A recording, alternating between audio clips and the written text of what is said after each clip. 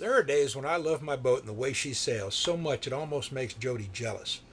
She says I get a look in my eye when I first catch sight of her, anchored out, when we've been ashore for a while, and she wants to know why I don't get that look when I see her. It's times like those that I softly remind her about the days I stomp my feet and scream at the top of my lungs, I hate boats. You know those days, we all have them, when you're sitting at anchor enjoying a sunny Sunday afternoon with your heart swelling with emotion for your vessel, and all of a sudden you notice that the bilge pump has gone off. And so you put down your book and head down below. It's a good day, and this shouldn't take too long, right? At least that's what you think. As with all little problems, this one isn't quite as easily fixed as you first thought. As you look for the problem, you see it. Your bilge pump seems to be leaking. But wait, how does a bilge pump leak? They're supposed to pump. And so it is. A few minutes later, you find yourself hanging by your knees in a bilge with a screwdriver in one hand and a large mallet in the other, up to your elbows in bilge slime. Things are still not too bad. At least they weren't. It seems that when you put the screwdriver down, it rolled into the bilge. And when you whacked the bilge pump with the mallet, isn't that how you fix those damn things?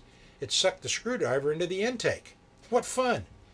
But you have managed to get the bilge pump into your hand and have just about got the screwdriver pulled out.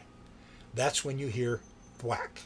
Now, I know you've been around boats for a while, and thwack is just about the worst sound a boater can hear. Thud, thunk, and ping pale in comparison to thwack. As you turn your head just enough to catch your hair on a nearby hose clamp, you discover that thwack was made when your mallet, which you'd laid down to get the screwdriver, dropped off the ledge and fell 3 feet, right on top of your new $1,500 inverter charger. And now it's making a new sound. It sounds as if you're frying bacon. Ah, but it doesn't smell like bacon. It smells like burning rubber. Burning rubber? What rubber? Where? That's what you ask yourself as you try to extract yourself from the contortionist hell you've worked yourself into. Once out, you find that the shorted charger had overloaded the cables, shorting out your whole electrical system. And your wife is now running out of the aft head with her hair streaming a smoky trail.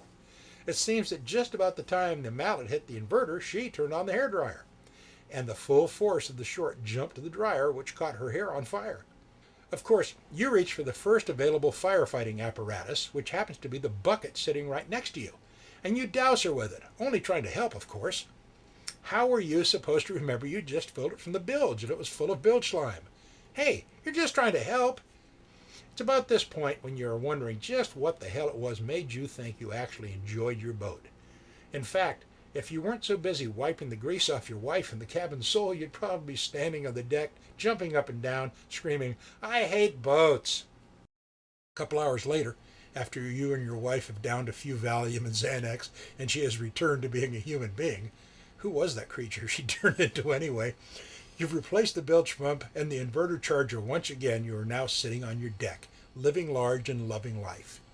Sitting back at times like that, I realize that having a boat is a true love-hate relationship. They say the opposite of love isn't hate, it's apathy. I don't know anyone who's apathetic about their boat. Do you?